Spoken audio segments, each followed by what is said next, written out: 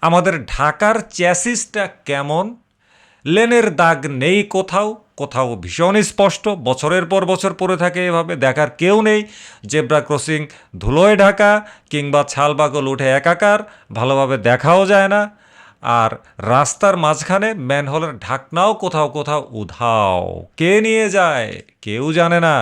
এই অবস্থায় এআই বসানো মানে হলো ভাঙাচোরা মরিচা ধরা ফ্রেমের উপরে হাই স্পিড টার্বো ইঞ্জিন বসিয়ে দেওয়ার মতো।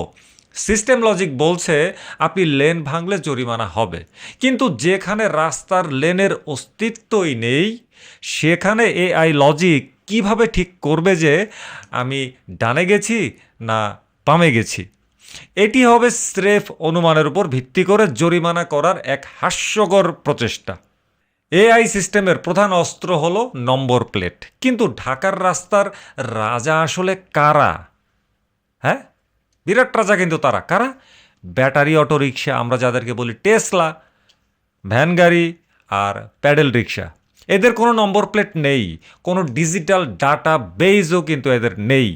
এখন ধরুন একটা ব্যাটারি রিক্সা উল্টো পথে এসে আপনার বাইকের সামনে চাকা তুলে খেলাধুলা শুরু করে দিল, এআই ক্যামেরা হা করে চেয়ে দেখবে, কিন্তু কাকে জরিমানা করবে তা খুঁজে পাবে না, কারণ সেই রিক্সার তো বিআরটিএতে কোনো জন্ম সনদই নেই।